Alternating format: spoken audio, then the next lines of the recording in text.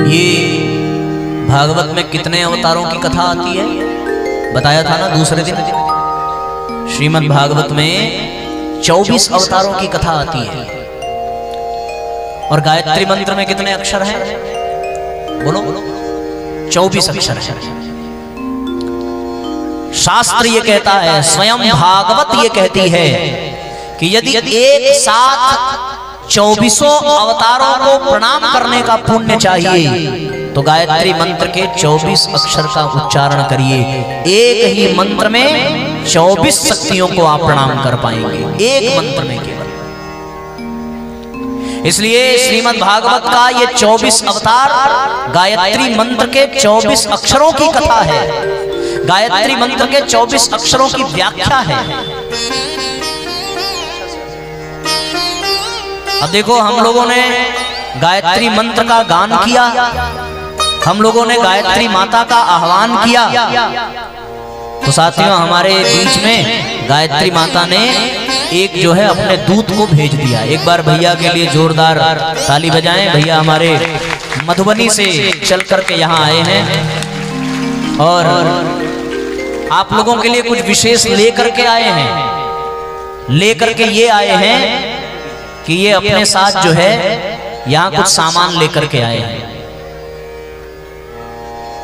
इसमें एक तुलसी की माला है, गायत्री चालीसा है, एक गायत्री मंत्र की व्याख्या की किताब है और इसमें एक में गायत्री माता की फोटो है। निकालिएगा, आपके लिए ये लेकर के आए हैं। ये देख रहे हैं आप, दिखाई पड़ रहा है सबको? किसको किसको दिख रहा है भाई? अच्छा, आप लोग देखते भी हैं। तो ये सारी चीजें किसके लिए आई हैं? ये आपके लिए आई हैं, ठीक है। लेकिन हाँ, ये मिलेगी किसको? ये उसको मिलेगी जो कथा के 7वें दिन यहाँ पर गायत्री मंत्र की दीक्षा दी जाएगी।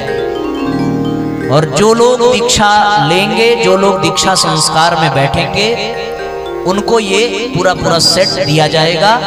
और हाँ, फ्री में नहीं दिया जाएगा, पैसा लिया जाएगा। पता है कितने का दिया जाएगा? ये है 45 रुपए का। कितने का होगा सबके पास? देखो, ये मन से निकाल दो कि दीक्षा लेने वाले को लहसुन प्याज छोड़ना पड़ेगा। हमने प्रारंभ में बता दिया, लहसुन प्याज छोड़ने की जरूरत नहीं। एक बात कहें, जो लोग मांस वगैरह खाते हैं वो भी ले सकते हैं। और हम तो कहेंगे अगर हफ्ते में 1 दिन खाते हैं तो 3 दिन खाइए, खा खा के मर जाइए, कोई दिक्कत नहीं है। वो भी खाने वाला दीक्षा ले सकता है। हमारे यहाँ उसका भी विधान है। मांसाहारियों को भी, अरे मांसाहारियों को छोड़िए भैया, परम पूज्य गुरुदेव ने अपने प्रेतों को दीक्षा दी है। देना जरा। प्रेतों को, एक मकान में गुरुजी रहते थे, वहां ऊपर वाले तल्ले पर भूत प्रेत रहते थे, उनको गुरुजी ने दीक्षा दी। हमारे गुरुजी देखो ये हैं भाई, हम लोग गायत्री परिवार से हैं और हमारे गुरुदेव इस चित्र में हैं। हम चाहेंगे कि आप भी इनसे दीक्षा लें और 7वें दिन कथा के आपको इनसे दीक्षा दिलाएंगे।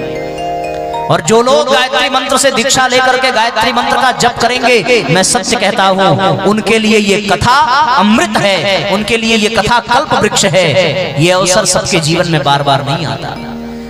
ये मत सोचना कि आपको कुछ छोड़ना पड़ेगा, कुछ मत छोड़ना भैया।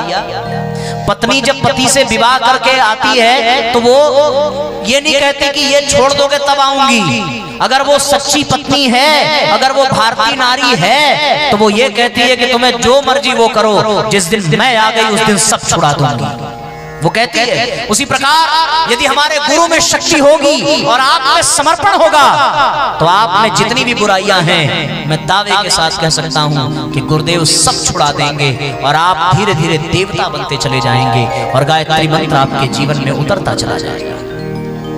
पर ध्यान रहे, आपको कल बताना पड़ेगा कौन कौन दीक्षा लेगा, क्योंकि हम उतनी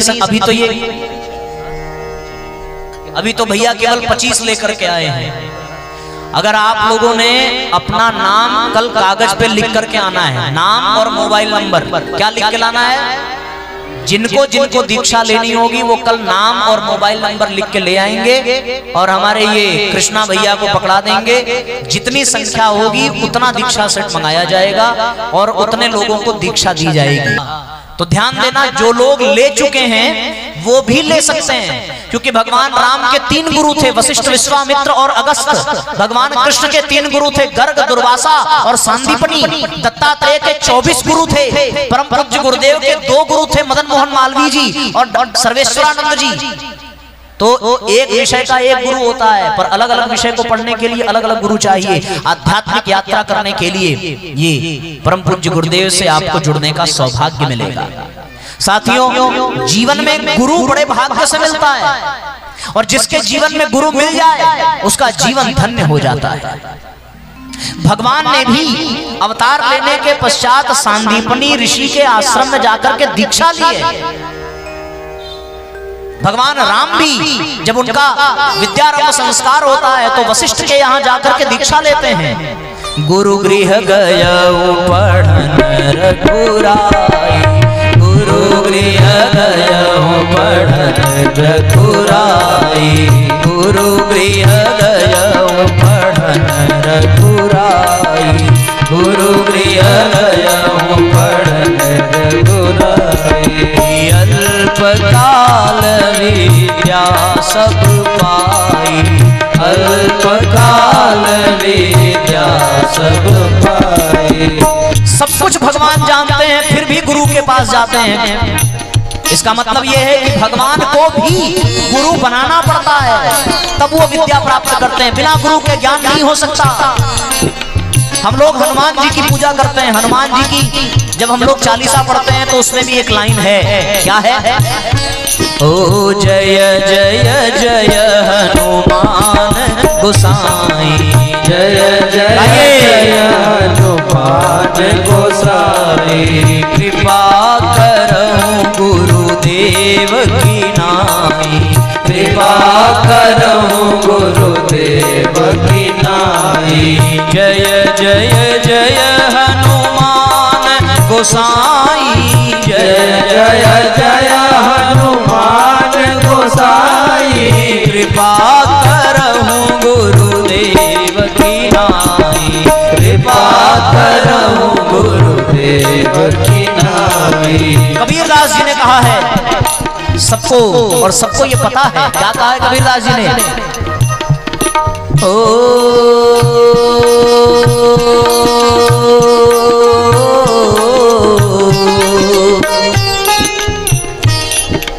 गुरु गोविंद दो खड़े,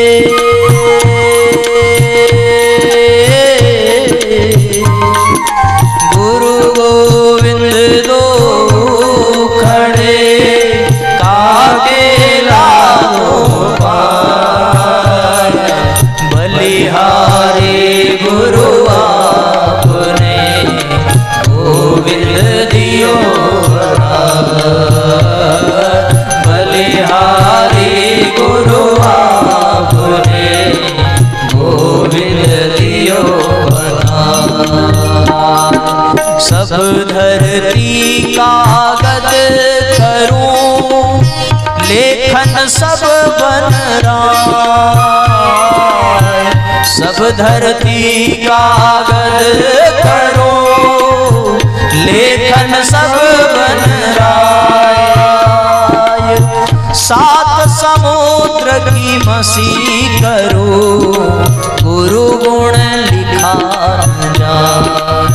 7 समुद्रों की स्याही बना दीजिए, सारे धरती के वृक्षों को कलम बना दीजिए और सारी धरती को कागज बना दीजिए भैया, फिर भी गुरु के गुणों को लिखा नहीं जा सकता। कबीरदास जी ने कहा है, क्या कहा? यह तन विष की बेलरी, यह तन विष की बेलरी, गुरु अमृत की खान, गुरु अमृत की खान। शीस दिए जो गुरु मिले, शीस दिए जो गुरु मिले, तो भी तो भी सस्ता जान, तो भी सस्ता जान। ओ गुरु गृह गया पढ़न रघुराई, गुरु गृह गया पढ़न रघुराई। अल्पकाल विद्या सब पाई, अल्पकाल विद्या सब पाई, अल्पकाल विद्या सब पाई, अल्पकाल विद्या सब पाई। बड़ी सत्य घटना है। एक लड़की थी, दादी लड़की थे, कन्या अविवाहित, राजा की पुत्री थी। नाम था उसका वैराग्यवती। क्या नाम था? अरे बोलो ना, क्या नाम था? वैराग्यवती बड़ी महान थी। वैराग्यवती के जीवन में वैराग्य जागृत हो चुका था। उसे किसी में आसक्ति नहीं थी, उसे किसी में मोह नहीं था। वो हर पल एक ही बात सोचती कि हे भगवान, मुझे कोई गुरु मिल जाए और मुझे गुरु मिल जाए और मेरा कल्याण कर दे, मेरा उद्धार कर दे। एक बार उसके साथ एक घटना घटी। वो अपने राजमहल में रात में जगी, भगवान से प्रार्थना कर रही थी कि हे गोविंद, मुझे गुरु मिल जाए। रात के अंधेरे में उस राजमहल में एक चोर घुसा था। कौन चोर देखा है आप लोगों ने? नहीं? किसने किसने चोर देखा है? जरा हाथ उठाओ।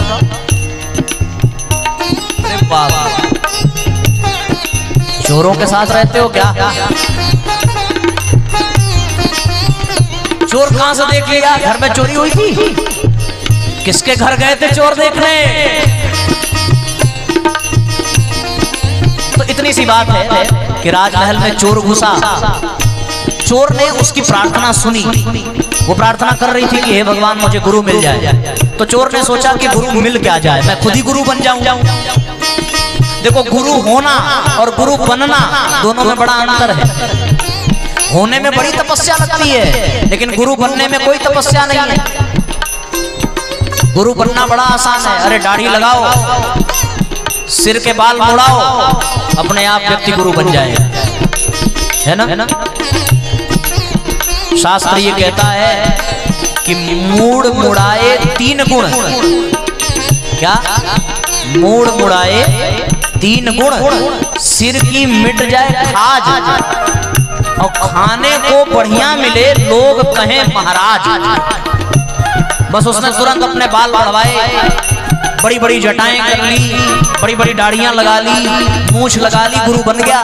गेरुआ वस्त्र धारण किया। वो गुरु है नहीं, गुरु बना है। और जाकर के वो चोर राजकुमारी से कहता है कि भगवान, मैं तुम्हारी प्रार्थना स्वीकार कर ली पुत्री, तुम्हें मुझे तुम्हारे पास भेज दिया है, मैं तुम्हारा गुरु हूं, चलो तुम्हें दीक्षा दूंगा। लड़की बड़ी प्रसन्न हुई, भोली भाली, खुश हो गई। अरे वाह, प्रणाम गुरुदेव, बड़ी कृपा हुई। लेकिन राजमहल में दीक्षा नहीं होती, दीक्षा तो वन में होती है। तो उसने कहा मैं अभी चलने को तैयार हूं। तो एक काम करो, जितने तुम्हारे आभूषण हैं, जितनी भी संपत्ति है, जितना भी धन रुपया पैसा है, सब गठरी में बांधो, क्योंकि यदि ये माया तुम्हारे पास रहेगी तो तुम गुरु भक्ति नहीं कर पाओगी। पहले अपनी माया हटाओ। देखो क्या कहता है, अपनी माया मोह को छोड़ो और सब माया हमें दे दो। अपने कल आशीषाचार्य जी कह रहे थे ना, दादी को कल वही बोल रहे थे, दादी मोह माया में मत फंसो, सब जमीन जायदाद जो है हमें दे दो।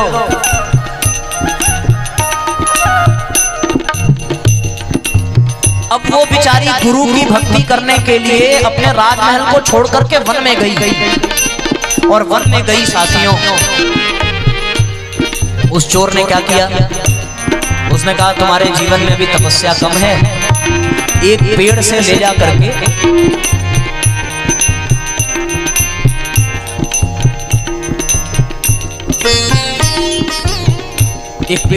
करके उस लड़की को बांध दिया। बांधने के बाद कहने लगा कि जब तक मैं तुम्हें नहीं छोड़ूंगा तब तक तुम यहीं बंधी रह करके भगवान की तपस्या करो। और उसकी सारी संपत्ति, धन, आभूषण लेकर के भाग गया। लड़की के घर वाले राजा खोजते खोजते आए। लड़की के पिता ने कहा कि यहाँ क्यों बंधी है? बोले गुरुजी बात करके रहे। उसने कहा चलो घर। वो कोई गुरु नहीं है, वो चोर था। लड़की ने कहा पिताश्री वो चोर होगा आपके लिए, वो तो हमारे गुरु हैं, और जब तक वो इस बंधन से मुक्त नहीं करेंगे तब तक मैं नहीं जाऊंगा। राजा समझा करके थक गया। वो लड़की नहीं मानी और वो चला गया। 3 दिन बीत गया, वो पेड़ में बंधी रही। कितना दिन? 3 दिन बिना खाए बिना जल के उस जंगल में वृक्ष से बंधी हुई, केवल आंख बंद करके भगवान का नाम जपती। उधर से नारद जी गुजरे। नारद जी ने देखा एक घनघोर जंगल में अकेली लड़की रात में बंधी पड़ी है, क्या माजरा है? पूछा। लड़की ने बताया मेरे गुरुजी ने बांध करके हमको पहुंचा दिया है। बांध करके पहुंचा दिया तो मैं क्या करूं? उन्होंने कहा जब तक मैं नहीं खोलूंगी तब तक मुक्त नहीं हो सकते। तो ऐसी स्थिति में नारद जी भी परेशान हो गए। उसने कहा कि देवी मैं अपनी अंतर्दृष्टि से देख रहा हूं, और क्या देख रहा हूं कि वो कोई गुरु नहीं है। वो कौन है? चोर है। उसने नारद जी से भी यही जवाब दिया कि भगवान चोर होगा आपके लिए, हमारे लिए तो वो हमारे गुरु हैं। जब तक वो नहीं आएंगे तब तक मैं मुक्त नहीं हो सकता। उन्होंने कहा तू गुरु क्यों बनाना चाहती? बोली गोविंद को पाने के लिए। नारद जी ने कहा कि ठहर, मैं भगवान को भी बुला देता हूं। सोचो, वैकुंठ लोक से भगवान खुद चतुर्भुज रूप में आकर के उसके सामने प्रकट कर। भगवान ने क्या कहा? भगवान ने ये कहा कि तुम मुझे पाना चाहती है, मैं तेरे सामने खड़ा हूं। भगवान को देख करके वो विलाप करने लगी, उसकी आंखों से आंसू गिरने लगे। प्रभु आज मेरा जीवन धन्य हो गया, मैं आपको अपने सामने पा रही हूं। भगवान ने कहा अब इस बंधन से मुक्त हो जा और घर वापस चली जा। उसने बंधे बंधे ही अपनी नजरें झुकाई और प्रभु के चरणों में प्रणाम किया। प्रणाम करते हुए कहने लगी कि हे भगवान, मैं आपका अपमान नहीं करना चाहती, मुझे क्षमा करिए। यदि मैं इस बंधन से मुक्त हो गई तो मेरे गुरु का अपमान हो जाएगा। मैं पाना तो आपको ही चाहती थी, पर गुरु का अपमान करके मैं भगवान को नहीं पाना चाहती। भगवान भी अचंभे में पड़ गए। उन्होंने नारद जी को बोला कि जाओ पता करो कहाँ हैं गुरुजी। तो नारद जी ने कहा कि भगवान वो तो रात ही में मिलेंगे, दिन में तो वो नहीं मिलेंगे, बड़े महान गुरु हैं। तो ये हुआ कि रात तक भगवान वहां रुके रहे। नारद जी रुके रहे, रात हुई तब भगवान जी नारायण नारायण करते पहुंचे और देखा तो अब ऐसे गुरु घर के आगे नहीं मिलते, घर के पीछे मिलते हैं। तो नारद जी घर के आगे घर के पीछे पीछे ढूंढ रहे हैं। तो एक जगह गुरुजी मिल गए, घर की सेंध फोड़ रहे थे और उनके ठीक सामने जाके नारद जी ने उनके कान में करताल बजाई, बोले नारायण नारायण। सक पकाया बेचारा बड़ी जोर से, कौन कौन कौन कौन नारायण, कौन नारायण? मैं नारायण नहीं। अरे तुम नारायण नहीं, तुमको नारायण ने बुलाया है, चलिए गुरुजी। उसने कहा अरे हम कोई गुरु नहीं। अरे महाराज आप तो मेन गुरु हैं, चलिए कोई आपका इंतजार कर रहा है। बेचारा नारद जी का गोड़ पकड़ के लगा रोने, प्रभु गलती हो गई, हम पैसे के चक्कर में, गरीब आदमी हैं, पैसे के चक्कर में हम गुरु बन गए। बोले बन गए तो निभाइए। अब नारद जी उनको ले गए। वहां का तो सब नजारा ही बदला हुआ है। पूरा बैकुंठ आज उस जंगल में है दादी। भगवान विराजमान है और माता लक्ष्मी उनके चरण दबा रही हैं। नारद शारद शेष विशारद सब भगवान का यशगान कर रहे हैं। कोई पार्षद भगवान का पंखा जल रहा है। आज वो जंगल जंगल नहीं है, वो जंगल आज मंगल हो गया है।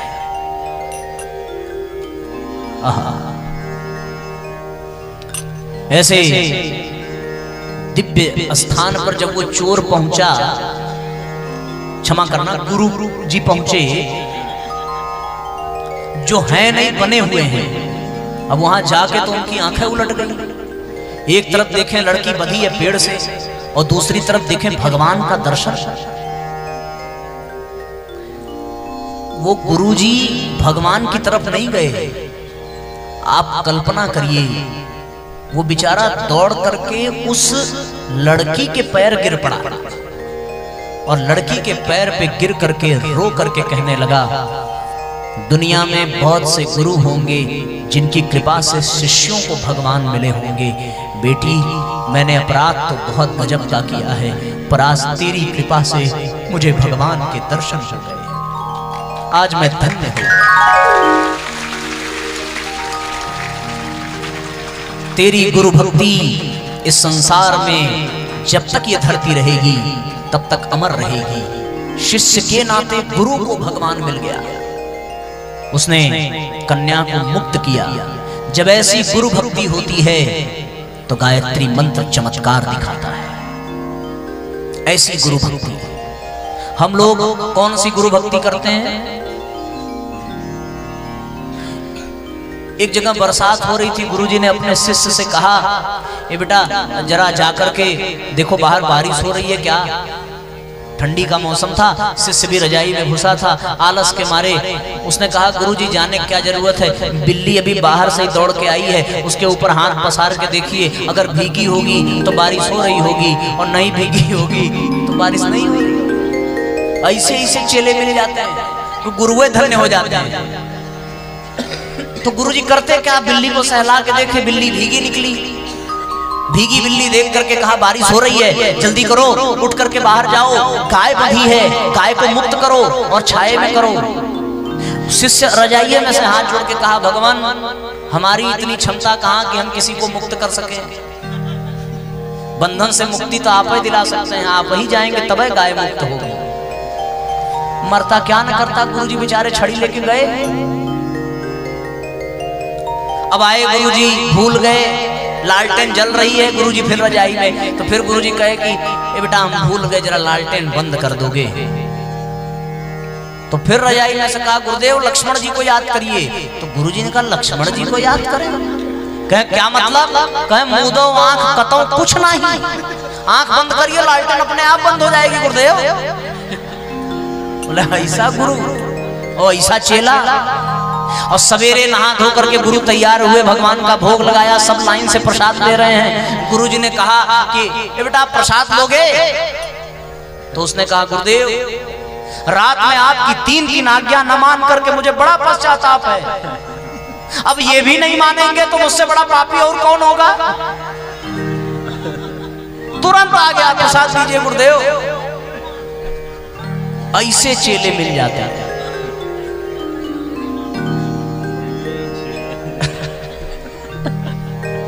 ऐसे ऐसे चीज। तो आप सोचो, आपको वो वैराग्यवती जैसा शिष्य बनना है तब तो दीक्षा लेना, और आपको अगर ये वाला शिष्य बनना है, आजकल शिष्य गुरु से 2-4 हाथ आगे हैं। अभी हमने साकेतवासी परम स्मरणीय राजेश्वरानंद जी की कथा सुन रहे थे, उन्होंने एक बड़ा सुंदर व्याख्यान दिया कि एक शिष्य गुरुजी के पास पहुंचा, बोला गुरुदेव हमें दीक्षा दीजिए। गुरुजी ने कहा ठीक है बेटा दे देंगे बाद में। बोले नहीं, हमको अभी चेला बनना है। गुरुजी ने दे दिया। अब चेला बन गया तो कहने लगा, गुरुजी कुछ सुनाओ। पहले के शिष्य होते थे तो कहते थे गुरुजी कुछ बनाओ, कुछ बताओ। आजकल के शिष्य कहते हैं गुरुजी कुछ सुनाओ। तो गुरुजी ने कहा कि तुमको राम कथा सुनाते हैं। अरे महाराज राम कथा इतना सरल चीज सुनाएंगे कि हमको आता है, थोड़ा और ऊपर चलिए, ये सब छोटी मोटी कथा हमको और। तो उसने कहा कि अच्छा ठीक है, तुमको हम भागवत सुनाते हैं। अरे महाराज भागवत 7 दिन में पता नहीं कितनी बार सुने हैं, क्या तमाशा है। आपको गुरु बनाए और ऊंची चीज सुनाइए। तो गुरुजी भी सोचने लगे कि गजब आदमी है। तो फिर गुरुजी ने कहा चला गीता सुनाते हैं, श्रीमद् भगवत गीता। हाँ गीता आप सुनाइए। ठीक है, अभी पढ़े नहीं है, कुछ ठीक है, लेकिन अब कह रहे हैं तो सुनाइए। अब गुरुजी गीता का पहला मंगलाचरण वाला श्लोक, गीता महात्मा का, सर्वोपनिषदो गावो दोग्धा गोपाल नंदन। क्या कहा? सर्वोपनिषदो गावो दोग्धा गोपाल नंदन। प्रारंभ किया, गीता सुनाई, कुछ देर बीता तो गुरुजी ने कहा समझ में आ रहा है? तो शिष्य बोला हमको नहीं समझ में आएगा, हमें आप समझाते कम है सरकार, हम नहीं समझेंगे, हमको आप कह रहे हैं कि समझ में आ रहा है। तो गुरुजी अपने मन में सोचेगी साला गुरुए मिला है।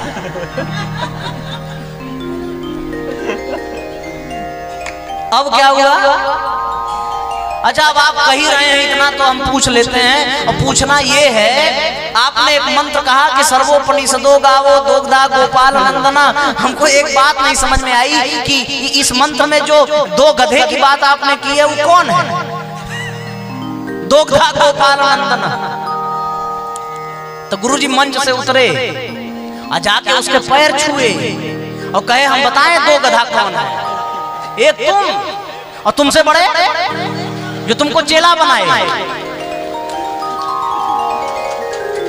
ऐसा ऐसा शिष्य मिल जाएगा तो गुरुओं का कल्याण हो जाएगा। तो इसलिए आप लोग शिष्य बनिए, लेकिन हाँ,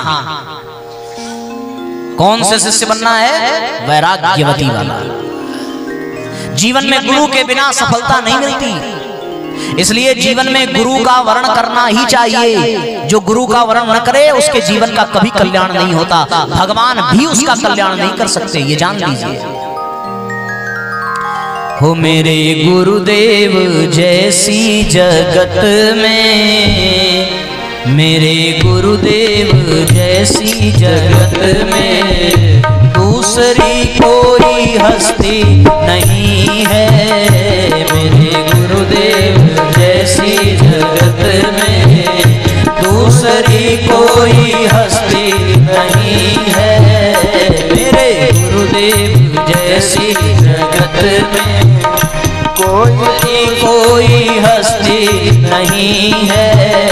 मेरे गुरुदेव जैसी जगत में, मेरे गुरुदेव जैसी जगत में दूसरी कोई हस्ती नहीं है। मेरे गुरुदेव जैसी जगत में दूसरी कोई हस्ती नहीं है। दूसरी कोई हस्ती नहीं है। जो बरसती है, जो बरसती है, जो बरसती है रहमत यहाँ पर, जो बरसती है रहमत यहाँ पर, वो कहीं भी बरसती नहीं है। मेरे गुरुदेव जैसी जगत में दूसरी कोई हस्ती नहीं है। मेरे गुरुदेव जैसी जगत में। दोनों हाथ ऊपर उठा करके एक साथ तालियां बजाइए साथियों।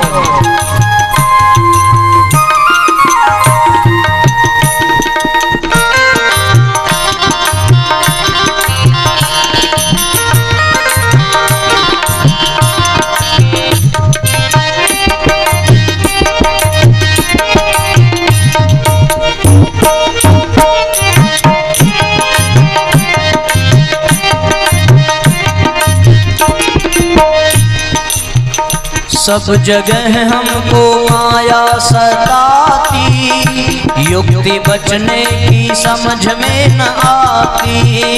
सब जगह हमको माया सताती, युक्ति बचने की समझ में न आती। सब जगह हमको माया सताती, युक्ति बचने की समझ में न आती। सब जगह हमको माया सताती, युक्ति बचने की समझ में न आती। युक्ति बचने की समझ में न आती।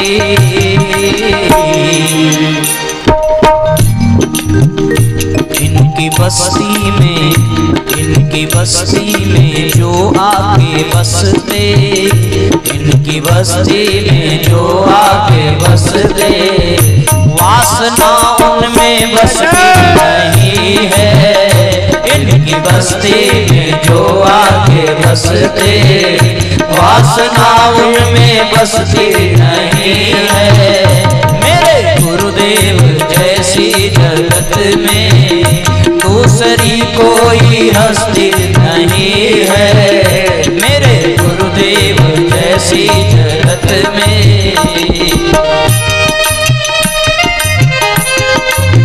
सभी भाव से तालियां बजाते हुए आपको मैं अपने गुरु के दर्शन कराऊं। देखो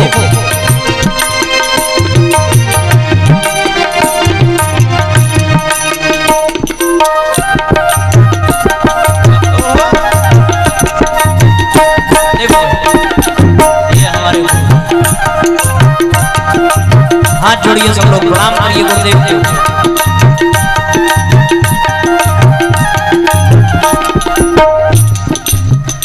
ज्ञान संसार में खाते गोता, आत्मचिंतन यहाँ नित्य होता।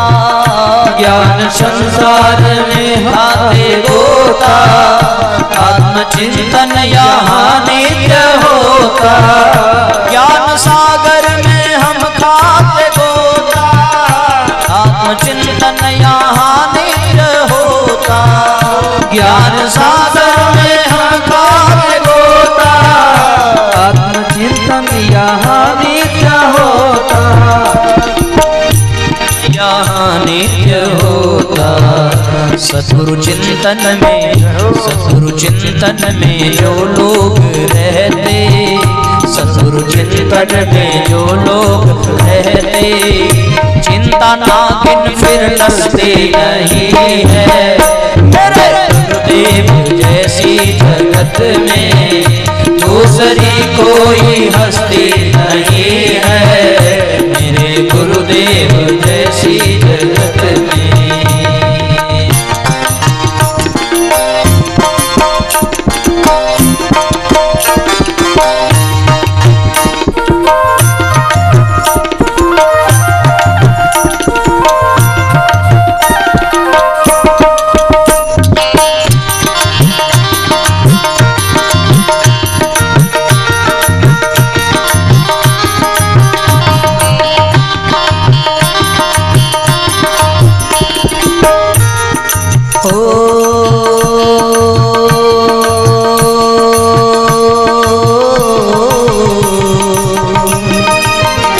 जिसने आत्म स्वरूप है पाया, जिसने राजेश गुरुगुण है गाया। जिसने आत्म स्वरूप है पाया, जिसने राजेश गुरुगुण है गाया। जिसने आत्म स्वरूप है पाया, जिसने राजेश गुरुगुण है गाया। जिसने आत्म स्वरूप है पाया, जिसने राजेश गुरुगुण है गाया। जिसने राजेश गुरुगुण है गाया। व्यर्थ विषयों के, व्यर्थ विषयों के, व्यर्थ विषयों के लिए वासनावश, व्यर्थ विषयों के लिए वासनावश बुद्धि उसकी तरसती नहीं है। मेरे गुरुदेव जैसी जगत में दूसरी कोई हस्ती। दोनों हाथों पर उठा करके साथ तालियां बजाइए। गुरुदेव जैसी जगत में दूसरी कोई हस्ती नहीं है, मेरे गुरुदेव जैसी जगत में, मेरे गुरुदेव जैसी जगत में दूसरी कोई हस्ती नहीं है, मेरे गुरुदेव जैसी जगत में, मेरे गुरुदेव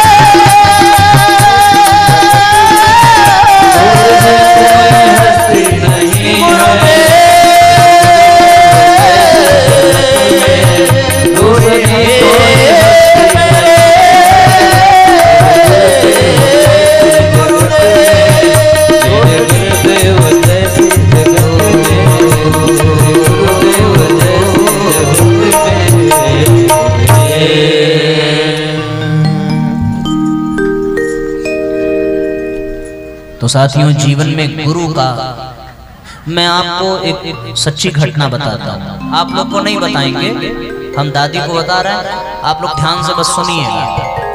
बता रहे हैं आपको क्या हुआ दादी, अपने जीवन की घटना बता रहा हूँ। सब लोग बहुत शांति से सुनना। लेकिन किसको बता रहे हैं? सुनना किसको है? क्या है कि हम दादी लखनऊ में पढ़ते थे, हमने वहां से एमएससी किया इंडस्ट्रियल केमिस्ट्री से। तो हमारी नौकरी लग गई, हम चले गए बंबई। 2015 की बात बता रहे हैं। तो हम कोई अपने घर से डेली सवेरे 7:30 बजे ऑफिस जाते थे। फार्मास्यूटिकल कंपनी में नौकरी लगी थी, बड़ा अच्छा पैसा मिल रहा था, सब कुछ। शादी भी तय हो गई थी, एंगेजमेंट हो गई थी, बड़ी सुंदर दुल्हन मिलने वाली थी। तो हुआ क्या कि हम सवेरे रेलगाड़ी में बैठे और उसके बाद फिर घर से 7:45 बजे निकलते थे और 8:30 बजे हम अपने ऑफिस पहुंचते थे। तो ट्रेन पे हम चढ़े, उस दिन जाने का मन नहीं कर रहा था। तो हमने अपने पिताजी को फोन किया, हमने कहा कि आज पता नहीं क्यों जाने का मन नहीं कर रहा है। तो पिताजी ने कहा कि बेटा आज 12 मई है, 15 को तुम्हारी टिकट है वापस आने की बनारस, 3 दिन और जाना है, चले जाओ। चले गए। 12 मई सुबह 8:30 बजे हम ट्रेन से उतरे। हमारा पैर फिसल गया।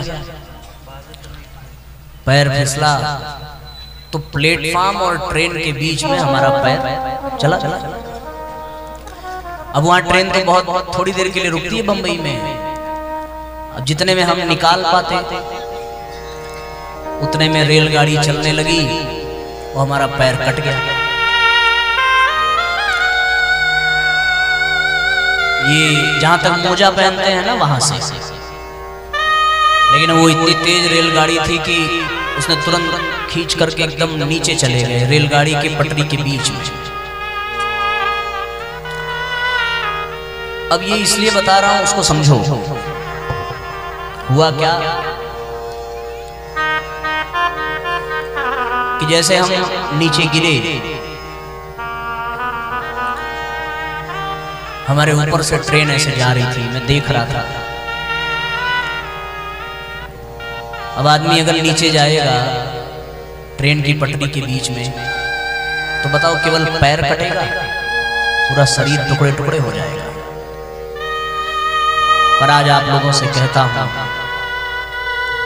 मैंने अपनी आंख से देखा है अपने गुरु को। जब जब मेरे हाथ मेरे पैर उस पटरी पर पड़े होंगे, तब तब गुरुदेव ने अपने हाथ से पकड़ करके हमें बचाया है। खादी के कुर्ते में हमने उनके हाथ को देखा है। और जब ट्रेन ऊपर से चली गई तो हमने अपने कटे हुए पैर को देखा। मुझे ऐसा लगा, अब उस समय जो भी दिमाग में आया हो, ऐसा लगा कि कोई लेके चला ना जाए। तो मैं तुरंत उठने की कोशिश करते हुए अपने पैर को अपने हाथ में लिया। और फिर उसके बाद हमने अपने मोबाइल खोजी और उससे अपने पिताजी को फोन किया। बोल तो कुछ नहीं पाया, इतना कहा कि पिताजी अब जिंदगी हमारी चली गई है। पास में लोग खड़े थे, पर दादी उठाने वाला कोई नहीं था, सब मोबाइल लेके वीडियो बना रहे थे। इतने में आरपीएफ के जवान आए, उन लोगों ने उठाया, पर हॉस्पिटल जाने में 6 घंटे लगे। और 6 घंटे में इतना ज्यादा हालत खराब हो गई कि दूसरा पैर भी काटना पड़ गया। अगर समय से पहुंचते तो बच जाते।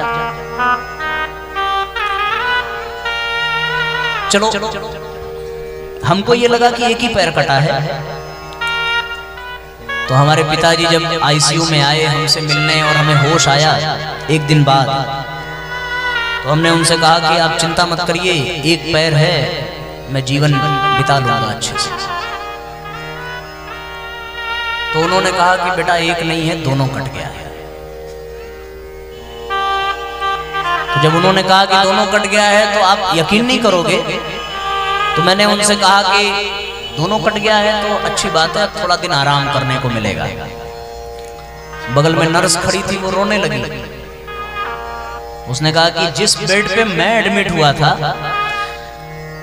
मेरे से पहले उसी बेड पे एक पेशेंट एडमिट हुआ, उसको पता चला कि उसका दोनों पैर कटा है, तो वो सुन करके तुरंत मर गया उसी बेड पे। उसके ठीक बाद मैं एडमिट हुआ। चलो समय आया गया, इलाज हुआ, कमर की हड्डी काट करके पैर में लगाई गई, जैसे तैसे भगवान ने बचा लिया। 48 बॉटल ब्लड लगा था। कितना? 48 बॉटल। हमारा जो हीमोग्लोबिन था वो केवल 3% बचा था शरीर में। दोनों पैर बिल्कुल फूल करके इतने बड़े बड़े हो गए थे। घर पहुंचे, फ्लाइट ली हम लोगों ने, 1 महीने बाद वापस बनारस आए। अब वो दौर कैसा रहा वो शब्दों में नहीं बताया जा सकता।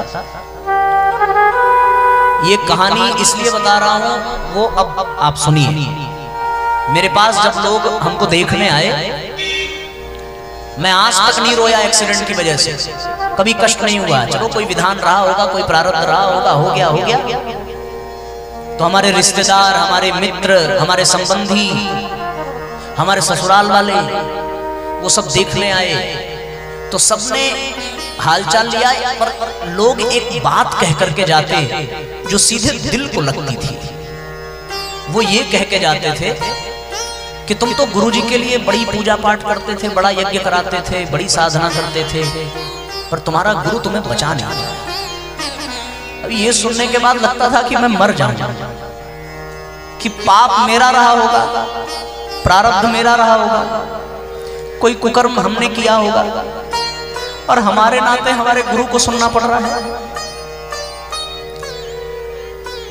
उस दिन हमने एक कसम खाई। हमने कहा पैर कट गया तो कट गया, पर अभी हमारा गुरु भी है, हम भी हैं, हमारे गुरु की शक्ति भी है। हमने गुरुदेव से प्रार्थना की कि गुरुदेव ये जीवन आपने बचा दिया है, अब ये जीवन आपके ही काम में लगाऊंगा, चाहे जो हो जाए, और दुनिया वालों को ये दिखाऊंगा कि मेरे गुरु में कोई कमी नहीं है, मेरे गुरु की शक्ति में कोई कमी नहीं है। और हमने फिर बहुत मेहनत की। हम घर में खूब पढ़ने लगे, हमने किताबें लिखी, हमने भजन बनाए, हमने संगीत का अभ्यास किया। 1 साल का बेड रेस्ट था, 1 साल में हमने बहुत मेहनत की। करवट लेने के लिए भी 2-3 लोग लगते थे, तब हम करवट ले पाते थे।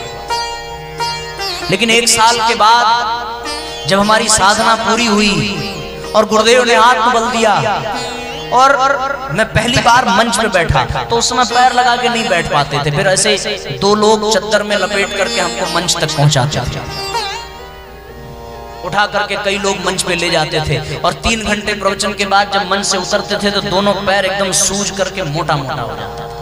लेकिन हमने हार नहीं मानी, क्योंकि अगर मैं हार जाता तो मेरे गुरु को सब कितना ताना मारते।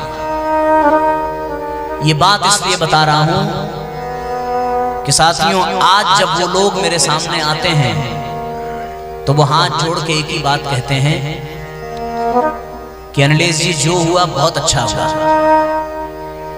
आपके ऊपर साक्षात आपके गुरु की कृपा है। क्योंकि यदि आप नौकरी कर रहे होते तो 2-4 लोग आपसे लाभ पाते, पर आपके गुरु ने, उनकी शक्ति ने आपको ऐसा बना दिया कि आज हजारों हजार लोग आनंद पाए।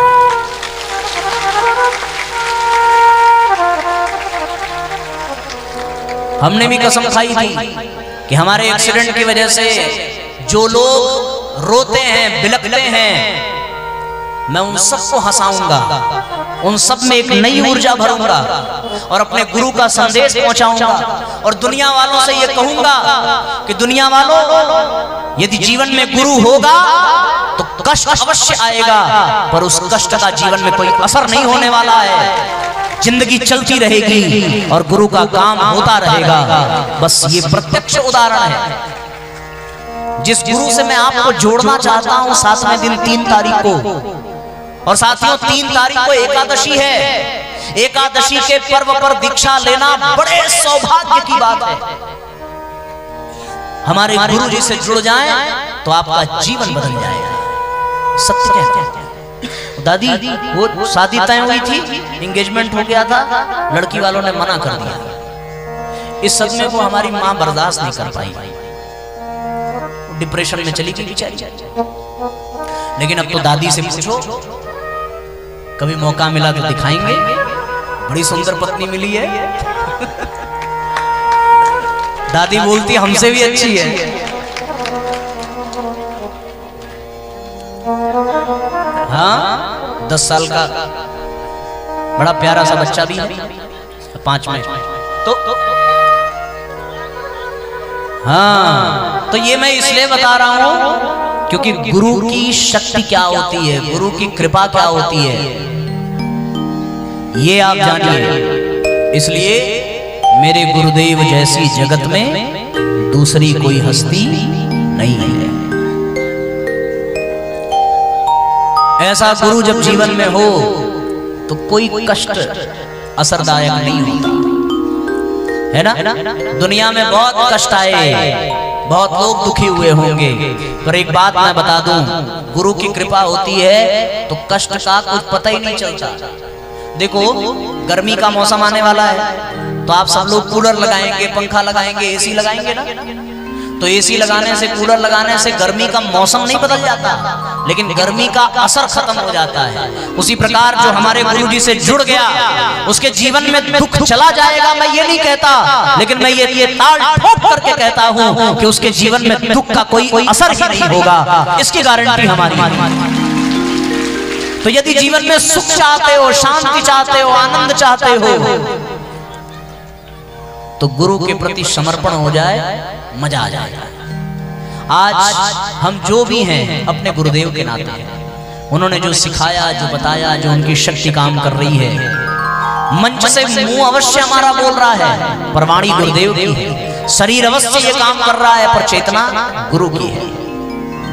आज उस दिन के बाद, 12 मई के बाद इतिहास साक्षी है, मैं कभी लड़खड़ाया तक नहीं, और जब लड़खड़ाया तो न जाने कितने लोग दौड़ पड़े मुझे पकड़ने के लिए।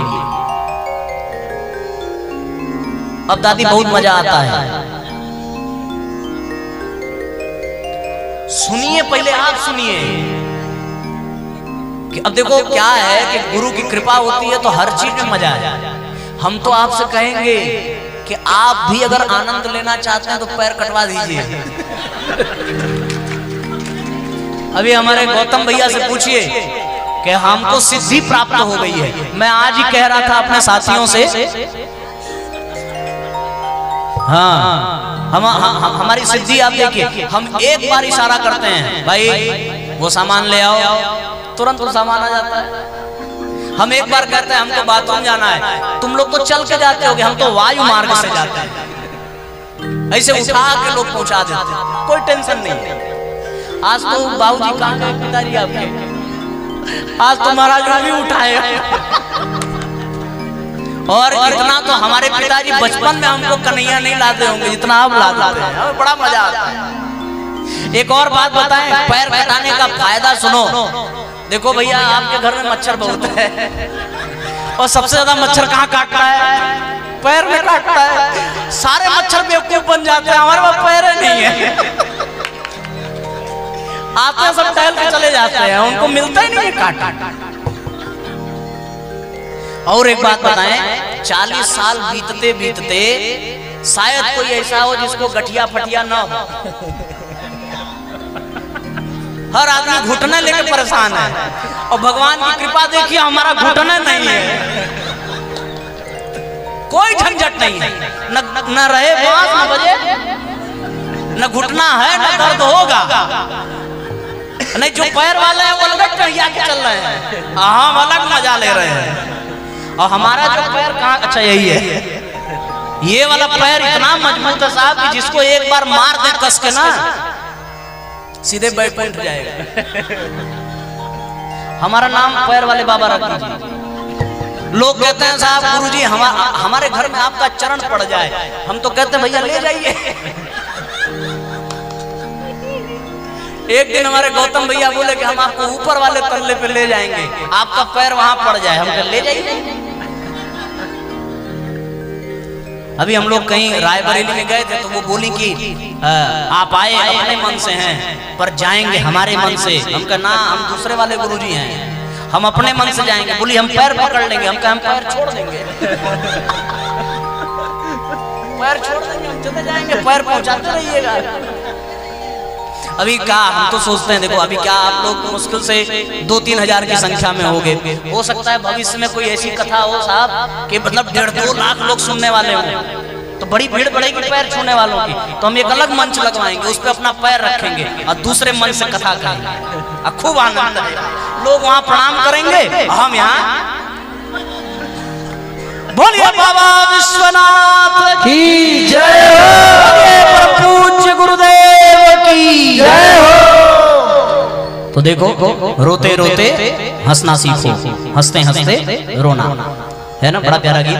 रोते रोते हंसना सीखो, हंसते हंसते रोना, जितनी चाबी, आरती की तैयारी कर रही है, जितनी चाबी परिणाम उतना चले खिलौना।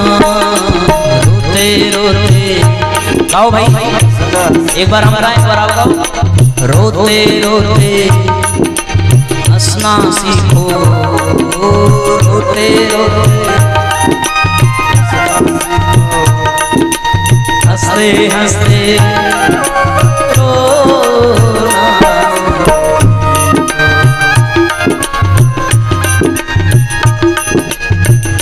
जितनी चाबी भरी राम ने, जितनी चाबी भरी राम ने, उतना चले खिलौना। रोते रोते हंसना सीखो, हंसते हंसते रोना।